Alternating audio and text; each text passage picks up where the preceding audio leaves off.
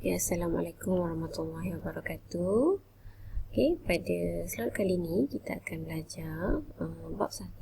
Okey, masih lagi dalam bab 1, perniagaan tingkatan 4. Okey, tajuk kita hari ini ialah 1.2. Okey, tapi hari ini kita akan fokus kepada part 4, part yang keempat, iaitu jenis milikan yang keempat, iaitu koperasi.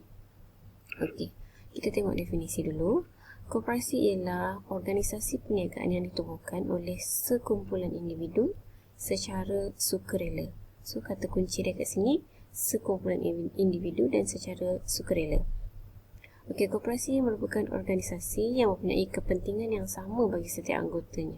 Maksudnya kat sini, setiap ahli koperasi mempunyai kepentingan yang sama, dan koperasi ini diwujudkan untuk membolehkan setiap anggota koperasi ini mendapat manfaat yang sama. Itu maksud dia kepentingan yang sama. Okey, matlamat penubuhan adalah untuk melindungi kepentingan setiap anggotanya. Koperasi juga ditubuhkan dengan konsep milik bersama oleh semua anggota. So, maksudnya kat sini, okey, kalau dalam buku teks kamu boleh tengok ni, ini adalah contoh koperasi permodalan Felda Malaysia Berhad. So, ini adalah koperasi milik Felda. Jadi, kepentingan apa yang dia nak lindungi untuk koperasi ini ialah dia nak lindungi, dia nak memberi manfaat kepada semua peneroka Felda, dan juga apa kepentingan dia, dia memberi perkhidmatan dan juga barang-barang yang semuanya yang melibatkan peneroka-peneroka Felda lah. Mungkin dari segi pinjaman, dari segi kemudahan baja contohnya untuk peneroka-peneroka ni. So, kepentingannya dari segi itu. Okey. Baik, kita teruskan dengan ciri-ciri koperasi. Okey. Yang pertama, melaksanakan kegiatan berkaitan dengan ekonomi untuk memenuhi keperluan anggota. Okey, ni macam tadilah. Okey, saya terus terangkan. Koperasi ni dijalankan aktiviti, kata kunci dia untuk memenuhi keperluan anggota. Kenapa? Untuk mengurangkan beban, kos sara hidup dan meningkatkan ekonomi setiap anggotanya. Kita ada banyak koperasi dekat Malaysia ni. Saya ambil contoh yang paling dekat dengan awak. Koperasi sekolah. Okay, koperasi sekolah kita menjalankan perniagaan yang berkaitan dengan anggota-anggota. Siapa anggota koperasi sekolah? Awak lah semua. Pelajar-pelajar dan juga guru-guru. Jadi, apa yang dibuat, aktiviti jualan yang dibuat oleh koperasi, dia jual alat tulis, dia jual makanan. Okey, so itu semua adalah aktiviti ekonomi yang berkaitan dengan keperluan anggota. Pelajar memerlukan alat tulis. Pelajar nak fotostat kerja-kerja sekolah. Jadi dekat koperasi ada fotostat, ada mesin fotostat, ada alat tulis. Itu maksud dia.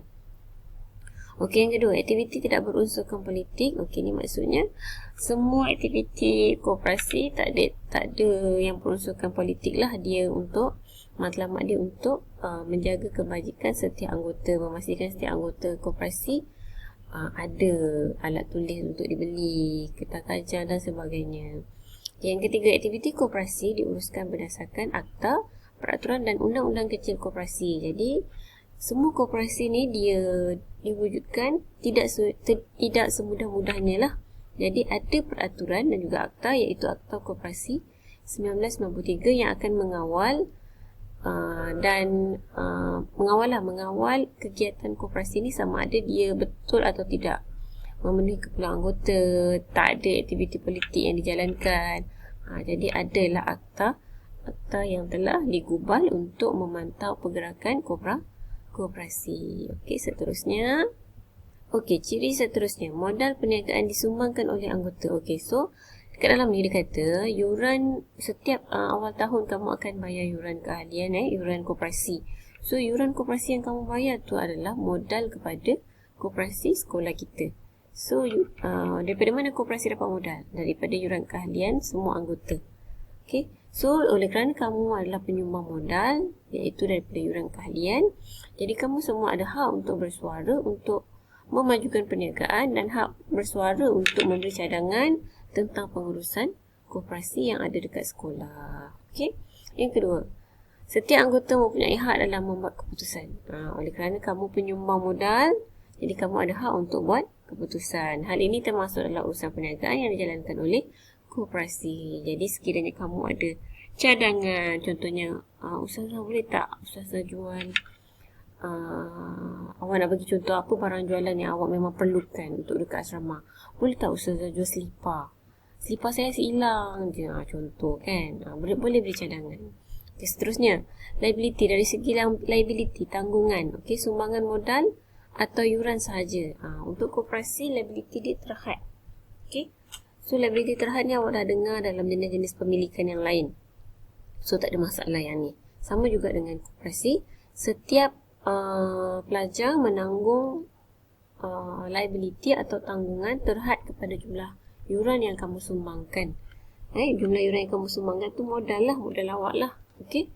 Contohnya kalau awak bayar yuran RM10, maka jika koperasi bankrupt, kamu hanya menanggung kerugian sebanyak RM10. Maksudnya RM10 awak tu burn lah bila koperasi rugi. Itu maksudnya. Okey, seterusnya kita nak tengok pula apa prinsip-prinsip koperasi. Okey, kita tengok dululah dia punya pengenalan sikit lah, intro tentang prinsip ni. Dari mana dapat nama prinsip ni, siapa yang keluarkan, siapa yang mengasaskan prinsip ni. Okey, so Rochdale Cooperative yang ditubuhkan di Rochdale, England pada tahun 1844 adalah koperasi yang paling awal ditubuhkan. Okey, oleh kerana mereka telah menempuh kejayaan, prinsip operasi mereka iaitu prinsip Rochdale diambil nama daripada nama perniagaan itulah, iaitu Rochdale Cooperative, telah dijadikan asas penubuhan semua koperasi sampailah ke hari ini. So, kita tengoklah satu persatu apa dia punya prinsip. Okey, kalau dekat sini kita tengok ada 7 prinsip. Keanggotaan sukarela dan terbuka, kawalan secara demokratik, penglibatan setiap anggota, kebebasan autonomi, pendidikan, latihan dan maklumat, bekerjasama antara koperasi, dan last sekali, semua koperasi mestilah prihatin terhadap komuniti. Okey, kita tengok muka surat seterusnya untuk penerangan. Okey, baiklah pelajar. Kita tengok prinsip yang pertama, keanggotaan sukarela dan terbuka. Maksudnya dekat sini, setiap koperasi tidak boleh memaksa mana-mana pihak untuk menyertai koperasi. So, keanggotaannya terbuka kepada siapa saja yang nak join. Tak kisahlah, kalau macam koperasi sekolah, tak kisahlah dia masih lagi sekolah atau dia orang luar, dia masih boleh join. Okay? Tanpa mengira jantina, perbezaan sosial, bangsa, fahaman politik ataupun agama.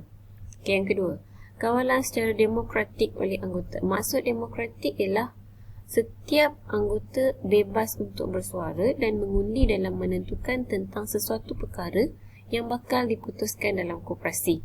Sebab itulah kalau kamu ingat lagi, setiap tahun koperasi akan mengadakan mesyuarat agung. Dalam mesyuarat agung tu, apa yang ditetapkan? Biasanya dia akan bentangkan kewangan, hal ehwal kewangan. Dia akan buat pelaksanaan untuk undian, undi untuk melantik AJK siapa yang akan jadi pelajar-pelajar AJK koperasi. Okey. So, dekat dalam syarat telah ditetapkan. Jadi, semua pelajar ada hak untuk bersuara dan boleh mencadangkan siapa pun AJK yang dia nak. Okay, koperasi merupakan organisasi yang demokratik, dikawal oleh anggotanya sendiri dan melibatkan diri secara aktif dalam membuat polisi. Polisi ni peraturan dan juga keputusan. Maka koperasi itu sendiri yang tentukan. Okay. Maksudnya kalau demokratik ni maksudnya segala keputusan dibuat oleh koperasi ini adalah hasil perbincangan bersama dan hasil bersuara semua ahli anggota. Okey, seterusnya. Pelibatan anggota dalam kegiatan ekonomi. Okey, semua anggota mempunyai modal, iaitu dalam bentuk yuran keahlian. Okey, jadi setiap anggota koperasi adalah terlibat dalam semua kegiatan ekonomi yang telah dijalankan. Okey, seterusnya. Kebebasan autonomi. Maksudnya setiap anggota berhak untuk bersuara dan menyatakan pendapat. Okay, hal ini bagi memastikan kebajikan terpelihara tanpa dikuasai oleh mana-mana pihak. Jadi, maksudnya kat sini koperasi tak boleh buat keputusan sesuka hati tanpa mendengar keluhan ataupun pendapat daripada ahli-ahli koperasi yang lain. Itu maksud dia. Pendidikan, latihan dan maklumat. Okey, yang ni setiap koperasi bertanggungjawab untuk menyediakan latihan, pendidikan dan menyalurkan maklumat kepada semua ahli koperasi supaya koperasi dapat berjalan dengan lancar. Contohnya, pelajar-pelajar yang dilantik jadi pengawas koperasi, dia mesti tahu macam mana cara nak handle koperasi, macam mana cara nak rekodkan bayaran. So ini adalah latihan lah, pendidikan dan latihan serta maklumat. Okey. Seterusnya bekerjasama antara koperasi. So setiap koperasi ni boleh bekerjasama antara koperasi-koperasi lain. Contohnya koperasi sekolah kita nak bekerjasama dengan koperasi STTA sekolah sebelah untuk buat hari kantin, contohnya boleh juga. Okey. Seterusnya prihatin terhadap komuniti. Okey, selain menjaga kebajikan ahli, koperasi juga boleh memberi sumbangan kepada komuniti lah. Contohnya contoh koperasi sekolah kita buat aktiviti gotong royong dekat surau, Parit Medan contohnya. So itu menunjukkan koperasi kita prihatin terhadap komuniti. Okey, habis dah tadi 7 prinsip koperasi. Okey, kita tengok pula keanggotaan. Okey, keanggotaan koperasi ada 2 aspek. Yang pertama jumlah, okey, dan hak anggota. Okey, jumlah anggota dalam sesebuah koperasi memerlukan sekurang-kurangnya 50 orang paling kurang. Dan setiap anggota perlu membeli modal share. Maksudnya kat sini, jika ahli koperasi itu kurang dari 50, koperasi tersebut tak boleh diwujudkan, tak boleh dijalankan. Dia mesti sekurang-kurangnya 50 orang dan setiap anggota perlu membeli modal share dalam bentuk yuran keahlian yang kamu bayar tu. Okey? So, setiap anggota koperasi mempunyai hak. Apa hak-hak awak?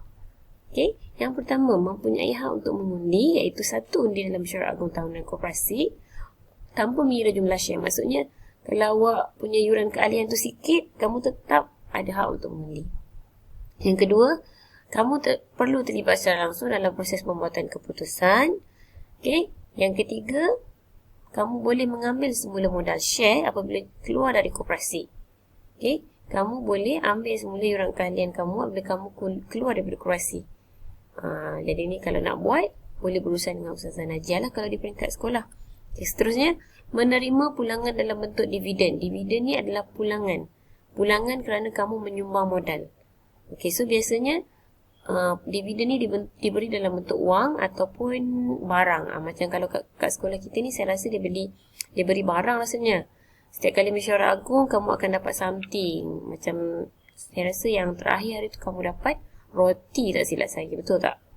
Kalau tak betul, nanti awak betulkan Okey, seterusnya. Yang terakhir dalam tajuk koperasi. Kelebihan dan kekurangan koperasi. Okey, kita tengok kelebihan. Okey, yang pertama, liability terhad. Anggota rugi setakat modal yang dilabuhkan dalam bentuk yuran keahlian. Okey, pentadbiran secara demokrasi. Setiap anggota diberi hak untuk mengundi dalam ALK ni adalah ALK ni apa? Cuba awak teka ALK ni apa? Diberi mengundi dalam apa? Okey, tiada beban cukai. Okey, setiap koperasi tiada cukai dikenakan. Okey, jadi kalau kamu tengok dalam 4 jenis, ini jenis pemilikan yang keempat. So, antara 4 jenis pemilikan yang kamu dah belajar, koperasi adalah satu-satu jenis milikan yang tidak dikenakan cukai. Yang lain semua ada. Okey, rebate. Insentif yang diberikan kepada pelanggan koperasi. So, ini adalah dalam bentuk diskaun lah biasanya. Insentif yang diberikan kepada pelanggan koperasi. Contohnya kalau kamu beli pensel kat luar RM2, dekat koperasi mungkin RM1.8. So 20% tu adalah rebate. Okey, so kita tengok bahagian kekurangan pula. Kadar pulangan dividen rendah berbanding dengan kalau kamu melabur dekat dalam syarikat-syarikat besar yang lain. Sebab ni cuma koperasi. So koperasi ni dia punya pulangan rendah lah. Kadar pulangan rendah. Okey, dividennya rendah. Dividen ni pulangan dari pelaburan awak.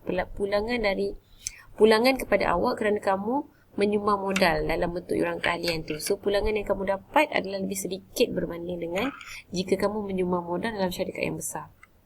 Pengurusan dan pemilik terpisah. Pekerja dan pemilik terpisahlah. Kamu sebagai anggota bukan pemilik sebenar.